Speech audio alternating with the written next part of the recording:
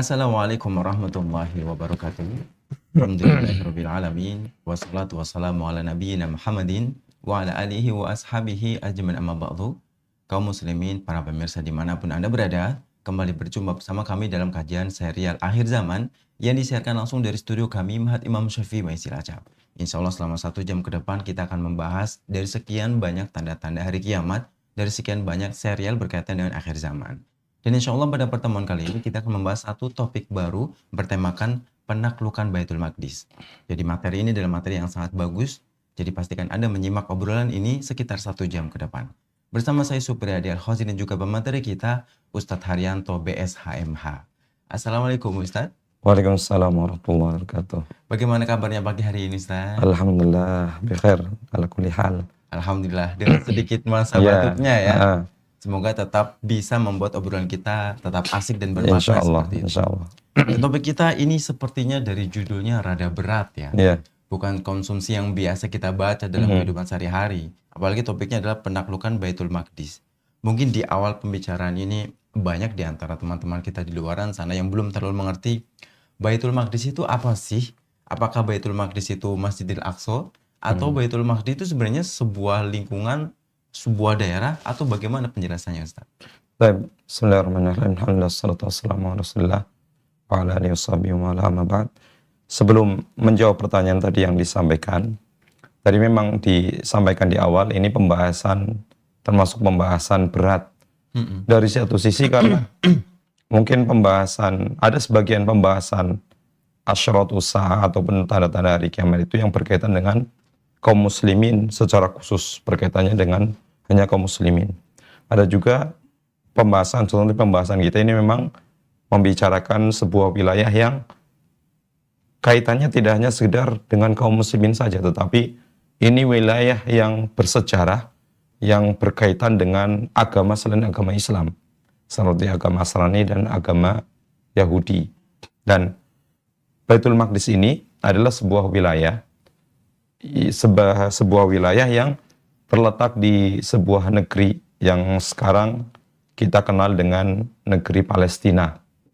Kalau zaman dahulu itu dikatakan sebagai negeri Syam, karena negeri Syam itu di zaman Rasulullah SAW, negeri Syam itu adalah sebuah wilayah yang luas yang kemudian dan sempat menjadi wilayah pusat pemerintahan umat Islam pada zaman Bani Umayyah, dan itu merupakan wilayah luas yang sekarang terpecah menjadi 4 negara.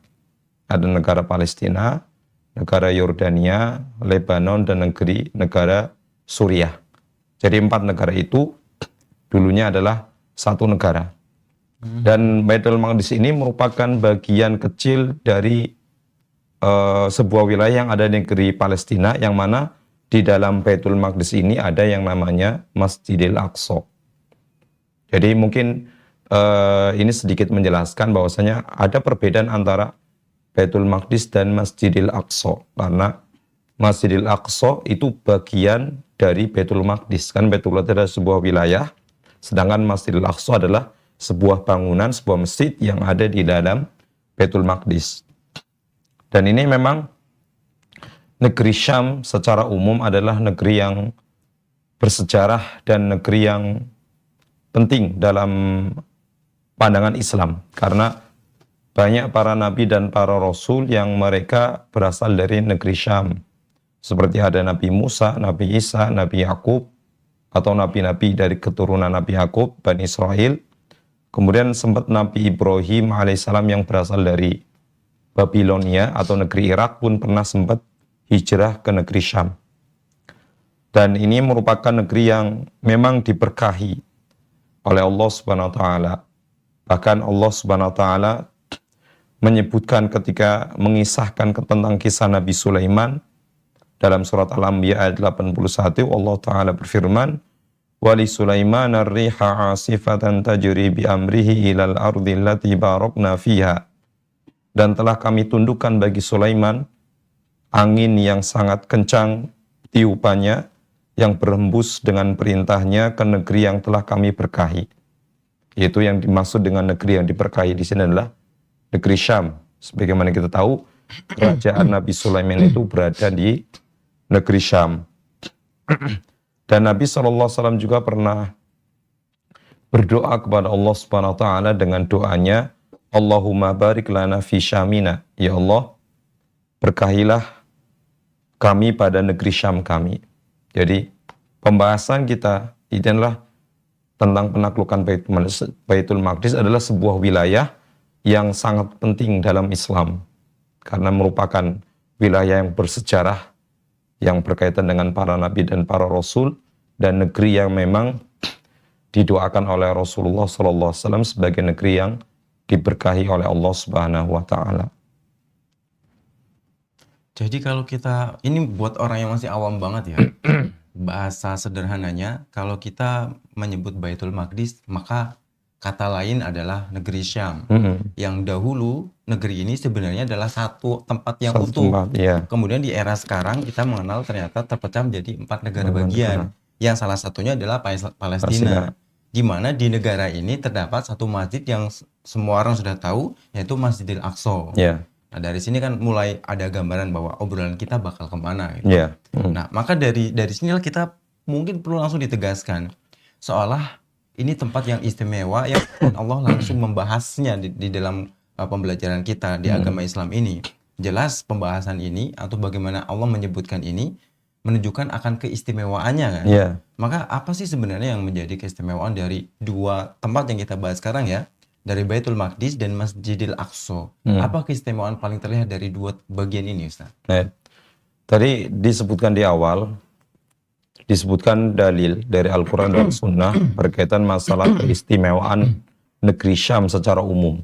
Yaitu wilayah yang mencakup tadi 4 negara. Dan tidak hanya itu saja, keistimewaan yang di Baitul Maqdis ataupun negeri yang ada di sekitarnya pun tidak hanya sekedar untuk wilayah yang besar itu, tetapi di dalamnya termasuk di Masjidil Aqsa itu juga ada keistimewaan. Dan Allah Subhanahu wa taala ketika memperjalankan Rasulullah SAW atau ketika peristiwa Isra dan Mi'raj, itu beliau kan ketika Isra itu perpindahan dari Makkah atau Masjidil Haram ke Masjidil Aqsa yang ada di Palestina. Dan Allah Subhanahu wa taala mengabadikan dalam firman-Nya, Subhanalladzi asra bi 'abdihi laila minal masjidil harami ilal masjidil aqsa alladzi barakna haulah. Maha suci Allah yang telah memperjalankan hambanya pada malam hari, pada suatu malam, dari Masjidil Haram ke Masjidil Aqsa yang Allah berkahi di sekelilingnya.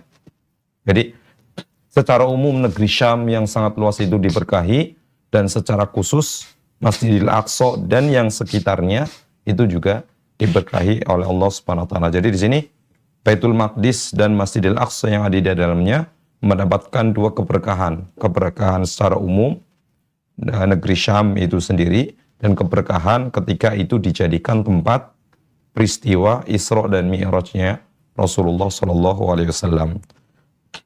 Dan di antara keutamaan yang lain dari Masjidil Aqsa yang merupakan bagian dari Baitul Maqdis itu sendiri adalah bahwasanya masjid yang dibangun di muka bumi yang kedua setelah Masjidil Haram itu adalah Masjidil Aqsa.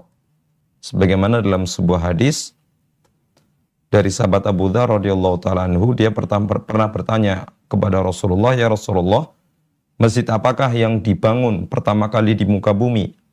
Maka Rasulullah mengatakan Masjidil Haram yang dibangun oleh Nabi Ibrahim alaihissalam dan anaknya. Kemudian apa lagi? Maka Rasulullah mengatakan setelah Masjidil Haram itu adalah Masjidil Aqsa.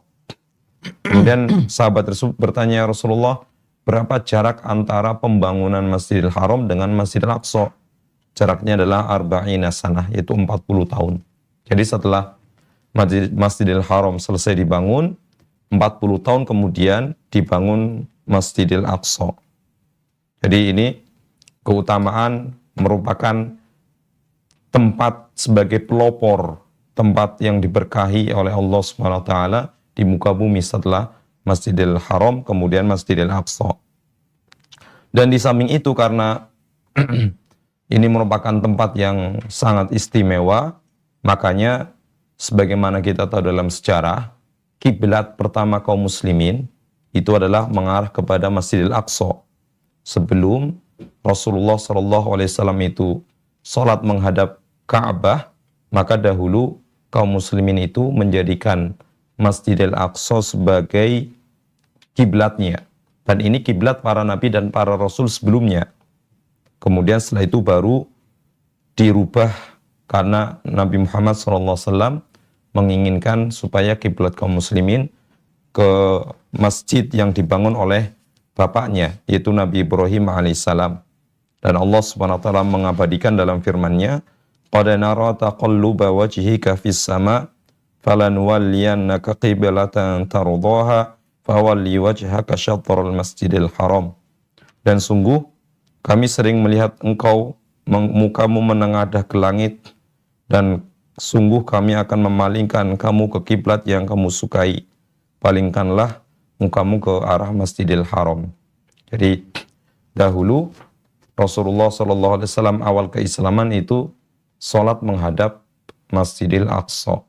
Jadi di sini ada keistimewaan yang besar, yaitu Masjidil Aqsa merupakan kiblat pertama bagi kaum muslimin dan umat-umat dari para nabi sebelumnya. Ini bisa dibilang ada hal yang sangat bersejarah ya, ketika kiblat loh yang tempat kita sholat dirubah arahnya, dan ini pertama kali dan tidak terjadi lagi perubahan setelah itu. Kalau orang yang hidup bersama Nabi mungkin bakal merasakan ini adalah hal yang luar biasa, kejadian luar biasa ya. Untungnya kita nggak berada di fase itu, jadi tidak merasakan kedahsyatan yang ada di sana. Karena jelas pasti kan ada pro kontra di antara mereka seperti itu. Dan itu menjadi hal yang pasti menjadi hal besar ketika itu. Nah, kalau bicara soal Masjidil Aqsa atau Baitul Maqdis dengan keistimewaan yang sebegitu besarnya, apalagi ini adalah tempat yang bisa dibilang masjid kedua yang dibangun, pasti kan tidak sama antara kita sholat di masjid pada umumnya dengan ketika kita sholat di sana. Mungkin bisa ditegaskan di pertemuan ini, apa yang paling membedakan perbedaan ketika kita sholat di masjid pada umumnya dengan kita sholat di masjid ini? Ya, sebelum menjawab tadi ya pertanyaan yang disampaikan, sedikit menanggapi tadi yang disampaikan bahwasanya memang perubahan kiblat dari Masjidil Aqsa ke Masjidil Haram itu memang peristiwa yang itu merupakan sebuah ujian berat bagi kaum muslimin pada saat itu. Bahkan ini menjadikan sebuah peristiwa untuk menguji keimanan kaum muslimin pada saat itu. Orang yang memang kuat imannya pada saat itu akan menerima dengan lapang dada perubahan itu, perubahan kiblat, dan taat dengan apa yang telah ditetapkan oleh Rasulullah SAW. Adapun orang yang tidak kuat imannya, bisa jadi itu akan murtad, karena apalagi ditambah peristiwa itu kan terjadi ketika Rasulullah sudah hijrah ke kota Madinah. Dan di kota Madinah itu banyak orang Yahudi. Yang momentum itu dijadikan kesempatan oleh orang Yahudi. Mereka mengatakan, loh kenapa kok perubahan seperti ini, ada perubahan kiblat dari Masjidil Aqsa ke Masjidil Haram. Menjadikan mereka menggembosi kaum muslimin dengan menuduh berarti ini ada sesuatu dalam agama yang dibawa oleh Nabi Muhammad SAW, sehingga mereka menghembuskan fitnah, berita-berita yang tidak jelas agar bisa menggembosi atau menurunkan semangat kaum muslimin dalam berpegang teguh dengan agama Islam.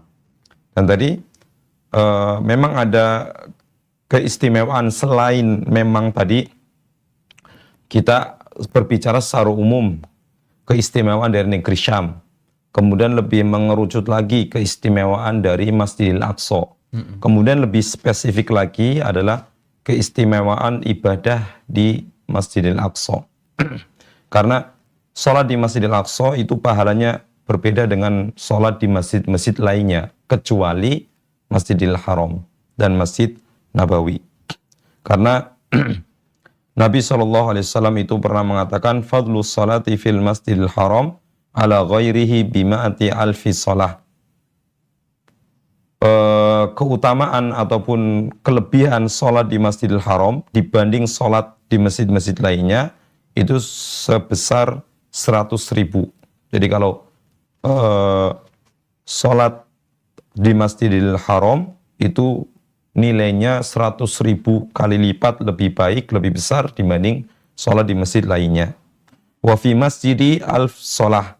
Adapun sholat di masjidku, di Masjid Nabawi, itu nilainya 1.000 kali lipat lebih baik daripada sholat di masjid lainnya.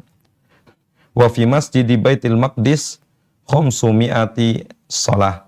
Adapun keutamaan sholat di Masjid Baitul Maqdis, di Masjidil Aqsa, itu keutamanya 500 kali lipat lebih utama dibanding masjid-masjid yang lainnya. Jadi, kalau kita sholat di Masjidil Aqsa, itu pahalanya, keutamanya itu 500 kali lipat dibanding sholat di masjid-masjid lainnya. Oh, ini angka yang banyak. Ya. Sungguh beruntung orang yang bisa sampai sholat di 3 masjid itu. Ya, karena makanya biasanya kalau orang mau biasanya kan orang-orang ketika melaksanakan safar untuk umroh itu biasanya rata-rata ada plusnya itu paket wisata, paket wisata ke Masjidil Aqsa, di samping mereka mengunjungi tempat bersejarah para nabi dan para rasul terdahulu.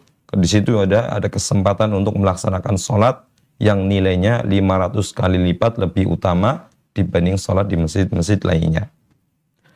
Kemudian di samping itu juga bahwasanya Rasulullah SAW menyebutkan tidak diperbolehkan seseorang itu mengadakan sebuah safar, melakukan safar, tidak boleh seseorang melakukan safar dengan tujuan ibadah kecuali ke salah satu dari 3 masjid. Itu Masjidil Haram, Masjid Nabawi, kemudian yang ketiga adalah Masjidil Aqsa. Ini kalau seseorang niatnya safar dalam artian untuk tujuan ibadah ya, bukan untuk tujuan kerja ataupun healing atau bahasa yang lainnya atau untuk jalan-jalan, beda lagi. Tapi kalau safar dengan tujuan ibadah, maka tempat yang diperintahkan itu adalah 3 masjid, Masjidil Haram, Masjid Nabawi, dan Masjidil Aqsa. Karena nanti di situ akan ada ibadah yang nilainya beratus-ratus atau beribu-ribu kali lipat lebih baik daripada tempat yang lainnya. Tapi ini bukan maksudnya seseorang yang akan mendapatkan pahala sholat yang lipat-lipat di 3 masjid ini ketika dia tujuannya ke situ hanya untuk sholat aja kan. Maksudnya gini, ada orang yang dia nggak ada niatan umroh kan, dia nggak ada niatan juga mau haji. Qadarullah, ini kejadian nyata sih. Pekerjaan dia membawa dia untuk bekerja di sana. Jadi kan pekerjaan banyak jenisnya tuh, mungkin ikut proyek pembangunan perluasan wilayah atau menjadi juru masak dan banyak hal gitu. Akhirnya dia berada di situ dan bisa menikmati momen sholat di tempat-tempat itu. Gitu. Jika awalnya sebenarnya bukan karena mau sholat di sana, karena pekerjaan dan lain hal, hingga akhirnya ada momen untuk sholat di sana, kebaikannya tetap sama kan, walaupun awal niatnya tuh bukan ke situ. Iya. Jadi ini beda ya, beda antara memang seseorang itu memang safar dengan tujuan lain, dengan safar dengan tujuan memang niatnya ibadah. Ketika seseorang melakukan sebuah kegiatan niatnya adalah ibadah, kan dia sudah mendapatkan pahala. Meskipun dia belum nyampe, misalnya gini, seseorang memang dia berniat akan melakukan safar, niatnya ibadah ke masjid dari salah satu 3 masjid tersebut. Safarnya itu kan akan bernilai ibadah tersendiri. Karena bisa jadi seseorang belum nyampe ke tempatnya kemudian meninggal. Dan sudah dihitung kebaikannya. Sebagai ibadah. Beda dengan orang melakukan safar memang tujuannya untuk kerja, untuk dunia. Jadi safarnya dia tidak mendapatkan ibadah, tidak bernilai ibadah. Tetapi ketika dia sampai ke sana kok kemudian sholat, ya memang dia akan mendapatkan pahala dari sholatnya itu. Jadi kan kelipatan ini adalah kelipatan yang didapatkan ketika seseorang sholat di situ. Orang yang melakukan safar ke tempat itu, kemudian sholat tempat itu, dia mendapatkan 2 pahala. Pahala niat ibadah ketika dia safar, kemudian pahala dia sholat di tempat itu. Adapun orang yang pergi ke tempat itu niatnya dunia, kemudian kok kebetulan sholat di situ, ya dia hanya mendapatkan pahala dari sholatnya itu. Dan dan ini apa namanya, ya tadi ya dikatakan memang ini momentum yang sangat berharga ya bagi seseorang yang diberikan kesempatan oleh Allah untuk bisa mengunjungi ke beberapa masjid tersebut, untuk banyak-banyak melaksanakan sholat dan banyak-banyak berdoa dan beribadah pada Allah Subhanahu wa taala, karena itu tempat-tempat yang diberkahi oleh Allah Subhanahu wa taala. Mungkin ini salah satu di antara yang memotivasi banyak saudara-saudara kita yang bisa hampir secara berkala pergi umroh itu. Kalau haji kan memang rada sulit untuk tempo yang sering gitu. Tapi kalau umroh ada uang, dia bisa berangkat dan memungkinkan lebih dimudahkan untuk berangkat. Kebaikan yang besar didapatkan ketika dia bisa kembali mengunjungi tempat itu dan sholat di sana seperti itu. Cuma kalau kita kaitkan topik kita dengan serial akhir zaman ya, apalagi pembahasan tentang hari kiamat, Baitul Maqdis, Masjidil Aqsa, sedekat apa sih dan seurgent apa pembahasan yang berkaitan dengan serial akhir zaman ini, Sam? Yang berkaitan masalah inti pembahasan kita ya, itu berkaitan masalah kaitan antara penaklukan Baitul Maqdis dengan tanda-tanda hari kiamat. Itu bahwasanya salah satu di antara tanda dekatnya hari kiamat, semakin dekatnya hari kiamat adalah ketika Baitul Maqdis itu ditaklukkan oleh kaum muslimin. Karena Baitul Maqdis itu kalau kita lihat sejarahnya sudah berpindah-pindah tangan. Ya, maksudnya berpindah-pindah penguasa yang menguasai daerah tersebut. Makanya dalam sebuah hadis riwayat Imam Bukhari, Nabi SAW pernah mengatakan, "Udud sittan baina yaday sa'ah." Ingatlah, beliau berkata kepada Auf bin Malik radhiyallahu ta'ala anhu, ingatlah wahai Auf, ada 6 tanda sebelum terjadinya hari kiamat. Dan di antara tanda tersebut adalah Fathu Baitul Maqdis, yaitu ditaklukannya Baitul Maqdis oleh kaum muslimin. Jadi penaklukan Baitul Maqdis ini termasuk momentum sejarah yang penting karena berkaitan dengan peristiwa yang besar, yaitu peristiwa hari kiamat. Dan termasuk Baitul Maqdis itu kan tempat yang tidak akan dimasukin di antara tempat yang tidak akan dimasuki oleh Dajjal.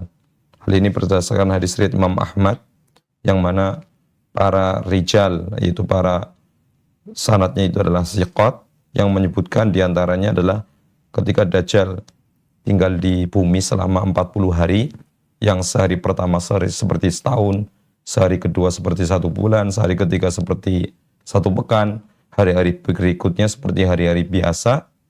Maka di antara tempat yang tidak akan dimasuki adalah di antaranya adalah Masjidil Aqsa. Karena di situ dilindungi oleh Allah Subhanahu wa taala melalui kaum muslimin. Jadi penaklukan Baitul Maqdis ini merupakan salah satu di antara peristiwa penting, momentum penting, karena kaitannya dengan peristiwa besar yang ada dalam kehidupan manusia di dunia, yaitu peristiwa hari kiamat. Ya, ini yang paling terasa sekarang ketika bicara Masjidil Aqsa ya, dengan bahasa sederhananya perebutan kekuasaan, dan seolah disebutkan ini berpindah-pindah kepentingan dari satu penguasa ke penguasa yang lain. Berarti ketika pada akhirnya ini kembali sepenuhnya menjadi kepemilikan kaum muslimin, itu menjadi salah satu tanda kita dekatnya dengan hari kiamat seperti itu. Tapi bukankah disebutkan bahwa Al-Quds ya, kalau kita pernah mendengar istilah itu, menjadi salah satu pusat dari khilafah ya. Khilafah dari Islamnya di akhir zaman itu pun menjadi tanda-tanda apa? Apakah ini benar, Ustaz? Ya, jadi memang Baitul Maqdis sudah sebelumnya juga sudah pernah menjadi pusat ya, karena itu juga di wilayah negeri Syam, yang tadi di zaman Bani Umayyah itu, di zamannya Muawiyah bin Abi Sufyan, itu juga berkuasa di negeri Syam, dan merupakan salah satu di antara tanda kiamat yang disampaikan oleh Rasulullah SAW dalam hadis riwayat Imam Abu Daud dan Imam Ahmad. Rasulullah SAW bersabda kepada sahabat Abdullah bin Hawalah radhiyallahu ta'ala anhu, beliau mengatakan, ya ibn Hawalah, idza ra'aital khilafata qad nazala al-ardu al-muqaddasah. Wa ibnu Hawalah, apabila engkau melihat khilafah Islam, yaitu kekhilafahan Islam itu telah turun di bumi yang diberkahi, yang disucikan, yaitu Baitul Maqdis. Faqad danat az-zalasil wal balaya wal umur al-'idham. Maka telah dekat az-zalasil, yaitu kegoncangan, kekacauan, dan sebuah peristiwa yang besar. Wasa'atu yawma idzin aqrabu ilan nas min yadi hadhihi min ra'sik. Dan pada saat itu, ketika khilafah itu sudah ada di Al-Quds, di Baitul Maqdis, kemudian terjadi banyak peristiwa-peristiwa besar, terjadi kegoncangan, terjadi kekacauan, dan banyak peristiwa besar yang muncul, maka pada saat itu, kiamat itu sangat dekat terhadap manusia. Bahkan lebih dekat daripada tanganku dengan kepalamu. Itu pada saat itu karena Rasulullah meletakkan tangannya di atas kepala Abdullah bin Hawalah. Jadi ketika Baitul Maqdis sudah kembali ke pangkuan kaum muslimin, maka itu merupakan tanda semakin dekatnya hari kiamat. Selain tadi ya, otomatis ketika sudah ditaklukkan, ya nanti pusat pemerintahan itu akan berpindah ke daerah di mana itu ditaklukkan, yaitu di Baitul Maqdis. Seperti itu. Jadi kalau saya nangkapnya seolah Baitul Maqdis itu dengan terus terjadi pergantian kepentingan, bisa nggak sih disebutkan bahwa penaklukan Baitul Maqdis itu terjadi tidak hanya satu kali? Jadi pada masanya dia dikuasai oleh pihak lain, kemudian dikuasai lagi oleh kaum muslimin, dan kemudian dikuasai lagi oleh pihak lain, dan kembali lagi dikuasai oleh kaum muslimin. Apakah seperti ini, Ustaz? Tadi di awal pembahasan kita di Muqaddimah kan kita mengatakan, disampaikan bahwasanya pembahasan kita itu kan pembahasan yang penting dan besar, karena kita sampaikan tadi, karena ini Baitul Maqdis itu merupakan daerah rebutan, daerah yang diperebutkan oleh tiga agama. Agama Islam, karena memang itu adalah masjid yang dibangun oleh Nabi, yang mana Nabi tersebut adalah mendakwahkan agama Tauhid Nabi Yakub, Nabi Ishak, Nabi Yakub, Nabi Yusuf, dan segala keturunannya. Dan itu juga di sisi lain, Baitul Maqdis ini juga diklaim oleh orang-orang Yahudi, Bani Israel, keturunan Bersin, merupakan tanah milik mereka. Dan orang Kristen juga mengatakan karena Nabi Isa yang mereka kultuskan menjadi Yesus, itu juga lahir di daerah situ. Jadi ini tempat yang diperebutkan oleh tiga agama. Agama Islam, agama Yahudi, dan Nasrani. Otomatis tempat yang diperebutkan itu kan otomatis akan yang namanya kehidupan dunia ya. Ada kalanya di atas, ada kalanya di bawah. Jadi ada kalanya dikuasai oleh orang Kristen dulu zamannya. Dulu ketika sebelum dikuasai orang Kristen pernah dikuasai orang-orang Yahudi. Kemudian ketika zaman Romawi, ada Romawi Barat dan Romawi Timur. Romawi Barat itu di Eropa pusatnya, dan Romawi Timur ataupun Bizantium itu pusatnya di negeri Syam, dan salah satunya di Baitul Maqdis. Kemudian setelah itu di zaman Khalifah Umar bin Khattab radhiyallahu ta'ala anhu juga beliau berhasil menaklukkan Baitul Maqdis, direbut oleh kaum muslimin di zamannya Umar bin Khattab radhiyallahu ta'ala anhu, ketika beliau mengutus Abu Ubaidah bin Al-Jarrah radhiyallahu ta'ala anhu untuk menaklukkan negeri Syam bersama Khalid bin Walid radhiyallahu ta'ala anhu. Dan ketika sahabat Umar bin Khattab radhiyallahu ta'ala anhu menaklukkan Baitul Maqdis itu, menaklukkan dengan cara dialog, sebelumnya dikepung beberapa lama, kemudian setelah itu baru Baitul Maqdis yang waktu itu dikuasai oleh orang-orang Nasrani, kemudian menyerahkan kunci Baitul Maqdis kepada Rasulullah kepada sahabat Umar bin Khattab radhiyallahu ta'ala anhu. Kemudian Umar bin Khattab radhiyallahu ta'ala anhu itu mulai mendirikan masjid yang ada di Baitul Maqdis tersebut. Jadi peristiwa-peristiwa penaklukan Baitul Maqdis ini tidak hanya terjadi sekali dan berulang kali. Ketika di zamannya zamannya Umar bin Khattab itu juga pernah terjadi. Jadi peristiwa tadi kan kalau judulnya kita membahas bahasanya penaklukan Baitul Maqdis itu merupakan tanda-tanda dekatnya hari kiamat. Tetapi ada tanda hari kiamat itu kan ada yang sifatnya terjadi hanya sekali, ada tanda hari kiamat yang terjadi berulang kali. Yang berulang kali maka itu merupakan dikatakan oleh para ulama sebagai tanda kecil hari kiamat.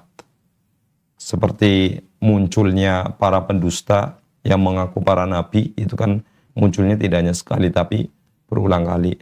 Termasuk juga orang-orang mulai pada berlomba-lomba meninggikan bangunan, itu juga tidak terjadi hanya sekali. Ini termasuk juga dimasukkan oleh para ulama di bagian tanda kecil hari kiamat, yaitu penaklukan Baitul Maqdis. Jadi karena ini merupakan tanda kecil, berarti ini kan terjadi tidak hanya sekali, karena itu salah satu ciri tanda kecil hari kiamat adalah adanya tanda yang terjadi berulang.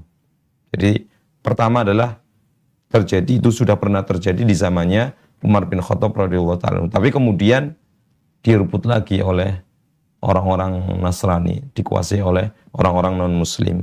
Jadi gitu ya, muter terus ya. Yang dulunya jelas kepemilikan kaum muslimin direbut lagi karena perebutan dari tiga agama yang mungkin sampai hari kiamat bakal rebutan terus gitu. Makanya jadi penasaran setelah direbut oleh Umar bin Khattab, kemudian direbut lagi oleh mereka. Sempat ada balik lagi ke kaum muslimin atau enggak? Ya, setelah zamannya Umar bin Khattab radhiyallahu anhu, kemudian setelah itu kaum muslimin sudah mulai jauh dari agama, kemudian terjadi perpecahan yang pada akhirnya kemudian Baitul Maqdis direbut kembali oleh orang-orang Nasrani, khususnya pada saat peristiwa Perang Salib. Perang Salib itu kan terjadi tidak hanya sekali ya, kalau nggak salah sampai 6 atau 7 kali peperangan. Satu sama lain, kadang kaum muslim menang, kadang kalah. Dan momentum yang paling yang paling terkenal itu adalah Perang Salib yang kemudian dipimpin oleh seorang panglima Islam yang dikenal dengan nama Salahuddin Al-Ayyubi, yang terjadi pada abad ke-12 atau sekitar tahun 1187 Masehi. Jadi pada zaman Salahuddin Al-Ayyubi, dan beliau melanjutkan perjuangan ayahnya yang sebelum beliau menaklukkan Baitul Maqdis itu pertama kali menaklukkan dinasti Fatimiyah yang ada di negeri Mesir. Setelah selesai menaklukkan dinasti Fatimiyah, yang notabene dinasti Fatimiyah ini adalah dikuasai oleh kelompok ataupun sekte Syiah Rafidhah. Kemudian setelah ditaklukkan, mulai Salahuddin Al-Ayyubi itu menggalang dukungan dari kaum muslimin dan mengajak mereka, memotivasi mereka untuk menaklukkan Baitul Maqdis, yang akhirnya kemudian Baitul Maqdis itu bisa ditaklukkan oleh Salahuddin Al-Ayyubi sehingga bisa melepaskan Baitul Maqdis dari belenggu pasukan salib. Dan beliau ketika sebelum menaklukkan Baitul Maqdis itu, beliau mempersiapkan dengan persiapan yang sangat matang, yaitu mendidik para pasukan, mengajarkan mereka untuk senantiasa dekat kepada Allah Subhanahu wa taala, karena sebagaimana dulu juga para sahabat, mereka bisa menaklukkan Baitul Maqdis dengan banyak mendekatkan diri pada Allah, maka kemenangan untuk meraih kembali Baitul Maqdis hanya bisa dilakukan kalau kaum muslimin banyak beribadah dan mendekatkan diri pada Allah Subhanahu wa taala. Oke, ini yang menarik adalah bahkan setelah di zamannya Umar, kemudian lepas lagi, kemudian di zaman Salahuddin Al-Ayyubi, kemudian ditarik lagi, dan realitas sekarang kaum muslimin rata-rata dapati bahwa Baitul Maqdis sekarang dikuasai oleh orang-orang Yahudi Israel. Nah, dengan pergantian-pergantian yang terus terjadi seperti ini, mungkinkah pada saatnya nanti yang sesuai dengan topik kita benar-benar kembali lagi ke kaum muslimin secara utuh, dan bagaimana ini penjelasannya, Ustaz? Ya, suatu saat nanti, meskipun tadi ini terjadi pergantian ya, yang dulu awalnya dikuasai oleh kaum muslimin, umat-umat terdahulu, pengikut para nabi dan para rasul, kemudian nanti dikuasai oleh orang-orang Yahudi, kemudian beralih orang Nasrani, kemudian kaum muslimin ke orang Nasrani lagi. Tapi nanti pada akhirnya kemenangan itu ya dimiliki oleh kaum muslimin. Allah Ta'ala mengatakan wal aqibatu lil muttaqin, dan akhir kesudahan kebaikan, segala sesuatu kebaikan itu, kesudahannya itu, kebaikannya adalah kembali kepada orang-orang yang bertakwa. Dan Allah Subhanahu wa Ta'ala juga memang menjanjikan kejayaan, kemenangan bagi umat Nabi Muhammad SAW, dan agama Islam ini tidak akan, cahaya Islam ini tidak akan padam meskipun orang-orang kafir membencinya. Dan Allah Subhanahu wa Ta'ala pernah berfirman dalam surat As-Saff ayat 8, yuriduna liyutfi'u nurallahi biafwahim wallahu mutimmu nurihi walau karihal kafirun.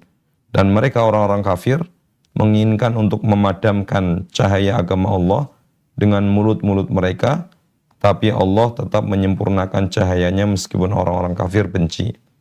Jadi sekuat apapun permusuhan yang dilayangkan oleh orang-orang kafir terhadap kaum muslimin, maka nanti akhir dari atau kesudahan dari cerita kisah hidup di dunia ini adalah dimiliki oleh kaum muslimin, dan akan senantiasa ada umat yang berpegang teguh dengan kebenaran dan tidak akan memudaratkan mereka orang-orang yang benci terhadap mereka, dan mereka akan senantiasa mendapatkan pertolongan dari Allah Subhanahu wa Ta'ala.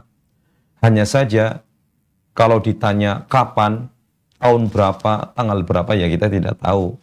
Karena ini kan nanti berkaitan dengan masalah dekatnya hari kiamat. Kan kita tidak tahu kiamat kapan, maka hanya muncul-muncul tanda-tandanya.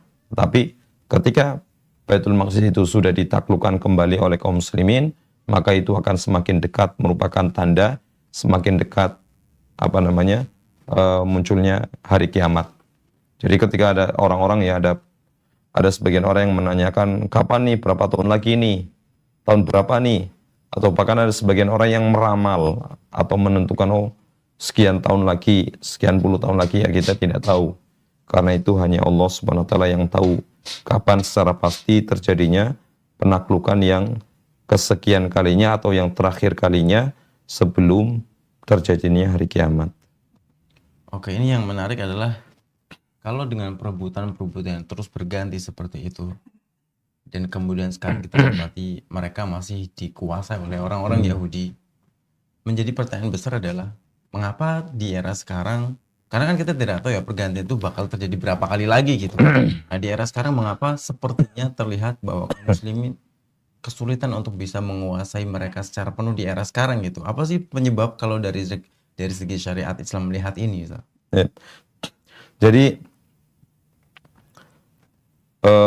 kaum muslimin dulu di zaman para sahabat Nabi SAW, ketika Islam mulai jaya, Islam itu kan sebuah wilayah yang besar, yang satu, yang dipimpin oleh seorang khalifah. Kemudian orang-orang yang tidak suka dengan agama Islam, mereka berusaha menghancurkan dan memecah belah umat Islam.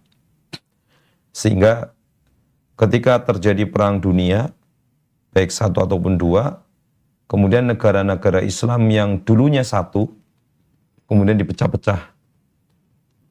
Dan perpecahan-perpecahan, pembagian negara ini, salah satu tujuan adanya pecahan-pecahan negara ini yang tadi katakan negeri Syam menjadi 4, negeri Arab yang dulu mencakup Oman, Qatar, Kuwait, sekarang menjadi berbagai macam negara. Dan dulu Yaman juga masuk ke wilayah khilafah Islamnya, kemudian berpisah. Pemecahan-pemecahan ini mereka termasuk diantara faktor eksternal, faktor yang memang dimunculkan oleh orang-orang yang tidak suka dengan Islam, dengan dipecah-pecah ini agar kekuatan Islam itu tidak bersatu dan sulit untuk menggapai tujuan mereka. Salah satu adalah untuk merebut kembali Baitul Maqdis. Karena ketika Salahuddin Al-Ayyubi ini mampu menaklukkan Baitul Maqdis adalah setelah beliau menggalang simpati dari berbagai kaum muslimin yang ada di negara-negara yang ada sekitarnya. Jadi persatuannya tuh dibetulkan dulu ketika itu Ya, ya. jadi salah satu sebab kenapa umat Islam berat ataupun sulit untuk menaklukkan Baitul Maqdis kembali adalah karena adanya perpecahan di dalam umat Islam sendiri. Dan meskipun ini adalah sebuah perkara yang memang sudah ditakdirkan oleh Allah, karena Rasulullah SAW mengatakan sataftariqu ummati ila salasatin wa sittina firqatan. Umatku itu akan terpecah sampai 63 golongan. Meskipun ini adalah sebuah takdir yang sudah ditetapkan oleh Allah Subhanahu wa taala, tapi bukan berarti kemudian kita itu pasrah dengan perpecahan itu. Tapi kita berusaha untuk bersatu, karena persatuan itu adalah perkara yang diperintahkan oleh Allah. Makanya Allah Ta'ala berfirman dalam surat Al-Imran ayat 103, wa'tasimu bihablillahi jami'an wa la tafarraqu, dan berpegang teguhlah kalian semua dengan agama Allah dan janganlah kalian saling bercerai-berai. Karena dengan perpecahan yang terjadi di kaum muslimin ini akan menjadi berat bagi kaum muslimin untuk merebut kembali Baitul Maqdis. Kemudian hal lain yang menyebabkan kaum muslimin ini berat untuk merebut kembali Baitul Maqdis karena dulu para sahabat radhiyallahu anhum, mereka prioritas tujuan hidup mereka adalah akhirat. Mereka banyak mendekatkan diri pada Allah, banyak beribadah pada Allah. Maka dengan kekuatan keimanan dan ketakwaan yang mereka miliki, mampu menguasai dunia. Jadi sekarang kaum muslimin ini meskipun jumlahnya sangat banyak, tetapi mereka hanya kuantitas saja. Sedangkan secara kualitas itu tidak ada nilainya. Kualitasnya kurang. Hanya mementingkan kuantitas tetapi kualitasnya kurang. Karena mereka mayoritas atau banyak di antara kaum muslimin yang mereka prioritas hidupnya itu banyak ke dunia. Adapun memikirkan akhirat atau kepedulian mereka terhadap akhirat itu sangat kecil. Dan kondisi ini adalah pernah disampaikan oleh Nabi SAW ketika beliau menyampaikan dalam sebuah hadis riwayat Imam Ahmad dan Imam Abu Dawud. Nabi SAW mengatakan, yushiku al-umam an tada'a alaikum kama tada'al akalatu ila qas'atiha.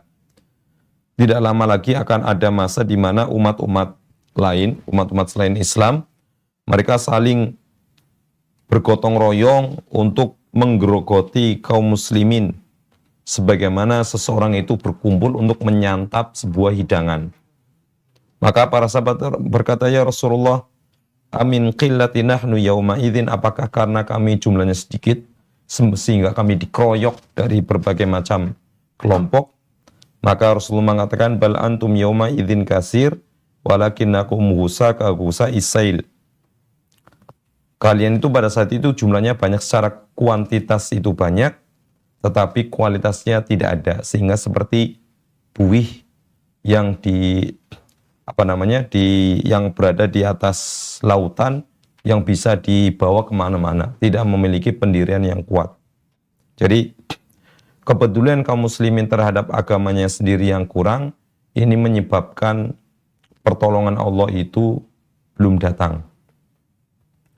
Padahal dalam sejarah itu menunjukkan bahwasanya suatu kaum yang memang dari jumlah perlengkapan senjata mungkin tidak secanggih dengan umat yang lainnya, tetapi dengan kualitas keyakinan yang ada pada diri mereka menyebabkan kemenangan itu datang.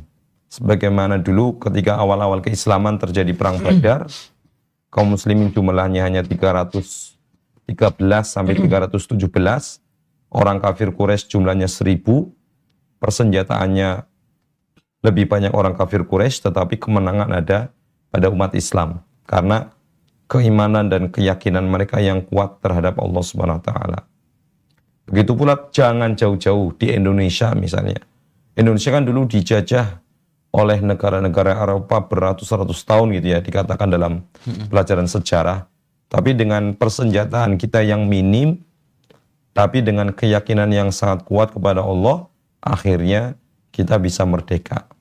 Didukung dengan memang persatuan yang kuat ketika itu ya. Ya, Mungkin di 11-12 dengan kasus ini, mengapa di era sekarang sangat masuk akal kalau kemudian kita merasa begitu berat untuk bisa merebut kembali. Karena dari kita aja, dari kaum muslimin, kepentingannya udah beda-beda. ya, Menyatukan kita yang terasa saling berbeda kepentingan ini menjadi sulit, apalagi kalau mau merebut sebuah wilayah yang besar gitu kan. Jadi tadi faktor internalnya itu kan karena hubungan kita dengan Allah itu kurang. Hablum minallah ya, hubungan kita dengan Allah itu kurang karena kurangnya ibadah kita pada Allah. Kurang ibadah dalam artian sudah jumlah ibadah yang kita lakukan tidak banyak, kualitas ibadah kita pun kurang. Itu ya. Kemudian antara hubungan kita dengan sesama manusia, hablum minan nas, kita banyak terjadi gesekan, yang mana gesekan ini kemudian menyebabkan perpecahan, sehingga menyebabkan kita tidak akur dengan agama sesama kaum muslimin. Yang ini menyebabkan kita berat untuk menaklukkan Baitul Maqdis. Dan ada juga penyebab eksternal. Penyebabnya adalah karena tadi ya, salah satu penyebab eksternal yang tadi saya sebutkan di awal itu kan negara-negara Islam sekarang wilayah Islam dipecah-pecah. Kemudian ada lagi usaha dari orang-orang yang benci terhadap Islam berusaha untuk menggembosi, untuk mengendorkan semangat kaum muslimin.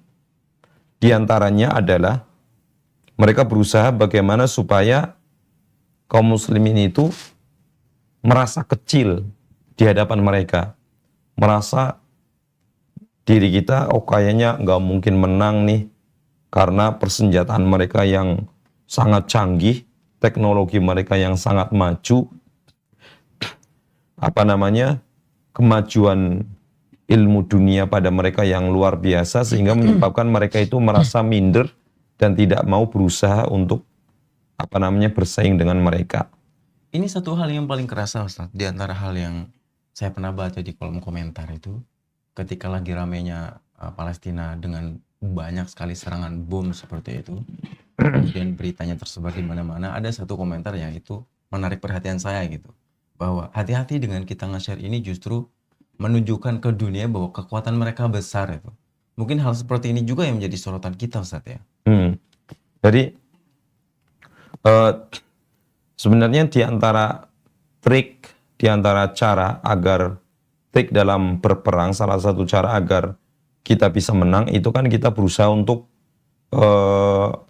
membikin lawan kita itu down, semangatnya itu lemah.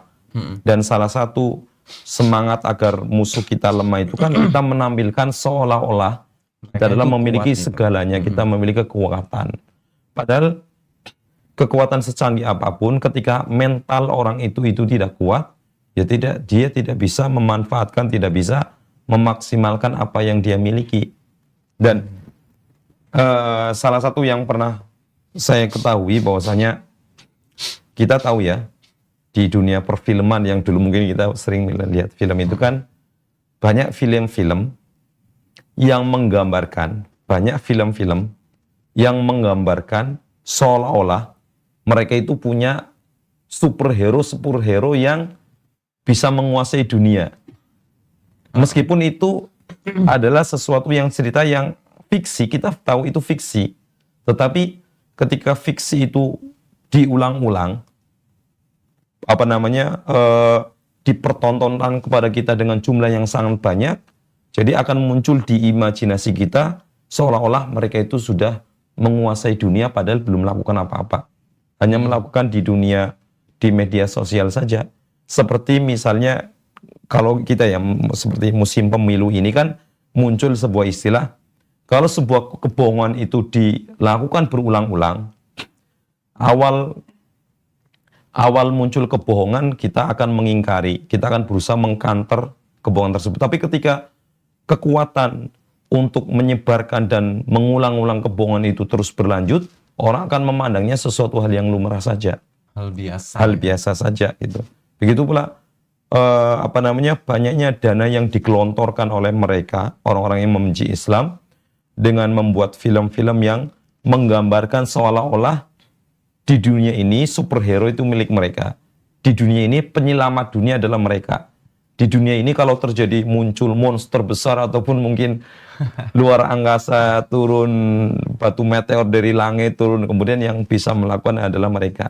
Jadi propaganda, istilah kita propaganda seperti inilah yang kemudian menjadikan kita itu patah semangat dan menjadikan anak-anak cucu kita lebih senang terhadap mereka, lebih lebih loyal kepada mereka. Padahal yang ditampilkan oleh mereka adalah hanya khayalan saja. Tapi khayalan itu ketika sudah masuk ke dalam benak kita ya menjadi sesuatu, kita menjadi kaku, menjadi senang, bahkan ada sebagian kaum muslimin yang kemudian menjadikan idola, menjadikan superhero yang notabene fiktif menjadi idola mereka. Padahal harusnya kan logikanya itu kan orang itu ya harusnya senang ataupun cinta mengidolakan sesuatu yang sifatnya real, yang nyata di dunia. Karena yang dijadikan idola itu bisa kita tiru. Tapi kalau yang kita jadikan idola sesuatu yang fiktif, bagaimana kita akan meniru orang tersebut? Yang ada hanyalah sekedar permainan saja. Iya, ini memang sangat terasa sekali, apalagi dengan kekuatan media yang mereka begitu besar, membuat mindset kita tentang suatu hal gampang sekali dipengaruhi, termasuk bagaimana superhero itu datang dari mereka, segala kekacauan yang digambarkan dalam film itu diselesaikan oleh mereka, jadi semakin menguatkan pandangan orang bahwa mereka adalah sebuah kekuasaan yang besar dengan kekuatan yang besar seperti itu.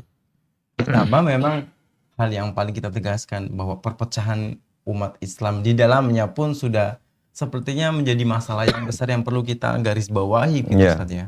Masalah tersendiri yang perlu kita perbaiki. Iya. Nah, dari sinilah kita bisa ambil kesimpulan ya sangat masuk akal kalau kita garis bawahi bahwa menaklukkan mereka atau mengembalikan lagi kekuasaan ini menjadi hal yang rumit dan sulit seperti itu. Tapi tetap kita berpositif thinking banget, optimis banget bahwa pada waktunya nanti kekuasaan besar itu akan menjadi kembali menjadi milik kaum muslimin seperti itu. Baik Ustaz, tanpa terasa kita sudah berada di akhir dari pertemuan kita. Mungkin sebelum ditutup ada tambahan kalimat akhir sebagai nasihat untuk kaum muslimin agar kajian kita lebih bermakna, Ustaz. Kaum muslimin rahimakumullah, bahwasanya pembahasan tentang penaklukan Baitul Maqdis itu pembahasan yang sangat penting karena kaitannya dengan sejarah kaum muslimin, kemudian kaitannya dengan akidah kaum muslimin. Kenapa berkaitan dengan sejarah? Karena para nabi dan para rasul dulu banyak di antara mereka berasal dari sana. Berkaitan masalah akidah karena pembahasan kita tentang tanda hari kiamat yang merupakan salah satu di antara rukun iman. Dan di antara tanda kiamat itu adalah akan ditaklukkannya Baitul Maqdis. Maka dengan kabar gembira yang dijanjikan oleh Allah Subhanahu wa taala harusnya menjadikan kita lebih semangat untuk senantiasa mendekatkan diri kepada Allah Subhanahu wa taala agar kabar gembira yang dijanjikan oleh Allah itu akan segera terwujud bagi kaum muslimin. Oke. Baik, dengan demikian itulah di antara hal yang bisa kita obrolkan pada pertemuan pagi hari ini. Semoga materi ini bisa menambah semangat kita kaum muslimin, kami pribadi dan juga kaum muslimin dimanapun Anda berada. Baik, dari studio kami Mahdi Imam Syafi'i Cilacap kami pamit undur diri. Aku qouli hadza wa astaghfirullah li wa lakum. Assalamualaikum warahmatullahi wabarakatuh. Assalamualaikum.